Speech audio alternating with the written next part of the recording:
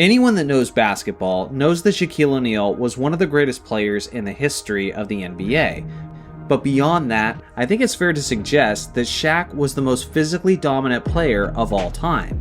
I'm not just talking about the amount of points scored, but I'm talking about the way he did it. Shaq would physically impose his will, and would bully 7-foot-tall grown men, who spent their entire lives being bigger and stronger than everyone else. And they ended up looking like weak children in his wake. No one has ever been more of a bully in the paint than Shaq was as an offensive player. For this reason, we appreciate his greatness, his uniqueness, and his tremendous impact on the league. The thing is, the NBA that Shaq dominated in the early 2000s was vastly different from the NBA we're witnessing today. Defenses play differently, the players are different, the rules are different, and even the offensive schemes are unlike anything that Shaq experienced in his prime. So the question becomes, just how would Shaq do in the modern NBA? Well, first off, let's look at the era that Shaq played in and see what we're comparing to. In the Diesel's prime, he was playing under Phil Jackson within a system known as the triangle offense. It was an offensive system that emphasizes lots of ball movement, that focuses heavily on running things through the post, naturally forming various triangles of passing lanes. This was often a slower-paced half-court set offense. The Lakers would take their time waiting for plays to develop, so on one hand, the pace of play was certainly much slower in this offense than it generally is today. But on the other hand, this was an offensive system that was basically designed to prioritize a big man. And that's why Phil Jackson always talked about how Shaq and this system was a dreamlike pairing. Playing within this system at the prime age of 27, Shaq led the NBA in scoring, averaging nearly 30 points, nearly 14 rebounds, and 4 assists on 57% shooting. This season, he was just one vote away from being the first unanimous MVP in NBA history, and he eventually went on to be the Finals MVP, as he led his Lakers to their first of 3 straight championships. I think it's fair to assume that if Shaq played in this modern NBA, he would be less of a focal point of the offense, seeing how it isn't playing within the triangle, but he would also naturally get more opportunities to score in the long run, since there are more possessions to be had in this faster-paced era. Something else that you have to consider is the evolution, or depending on who you ask, the de-evolution of the big man.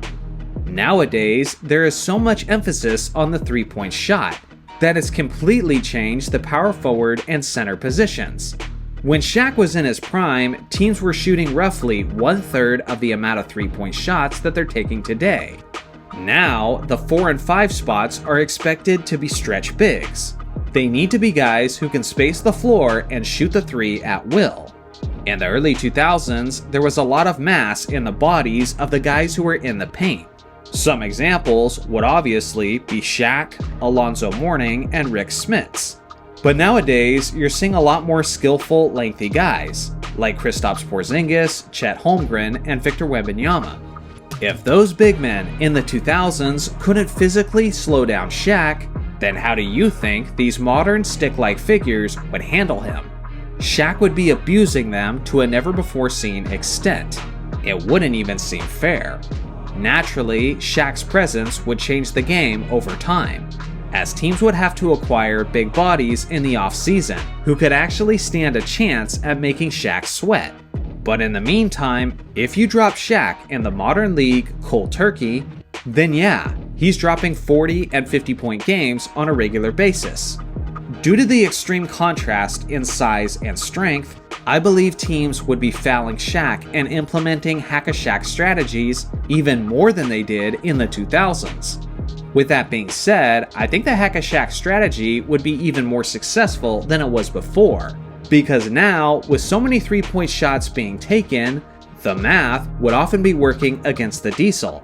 Because as he's only making 1 out of his 2 free throws, opposing teams like the Warriors and Celtics are often making three-point shots on that end.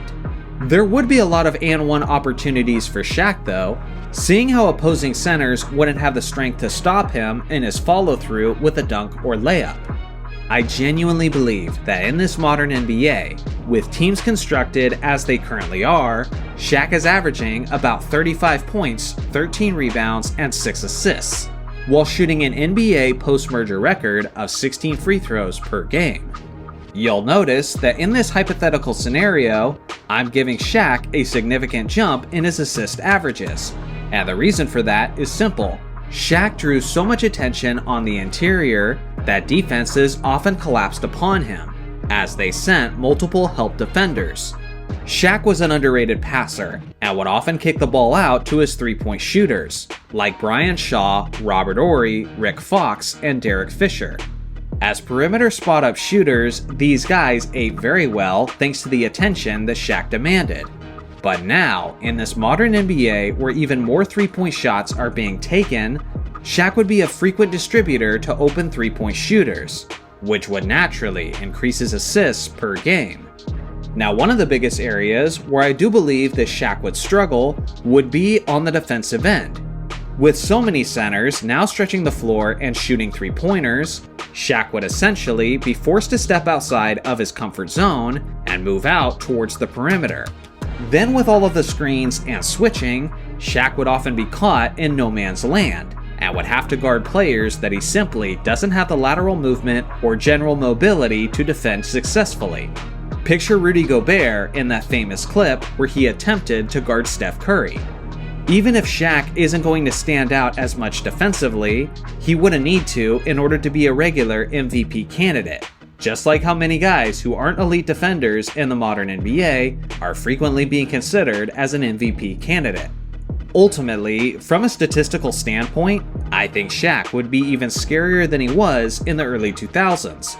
But in terms of his impact on winning, I could actually see it being to a lesser degree, since him regularly splitting his free throws would be even more detrimental to his team in an era where opposing teams are often scoring in threes. So what do you guys think? How would Shaq do in the NBA today statistically? And would he have a greater impact on winning than he did in his actual era? I look forward to hearing your thoughts in the comment section below. Thanks for watching as always, make sure to like and subscribe for more basketball content, and I'll see you guys in the next video.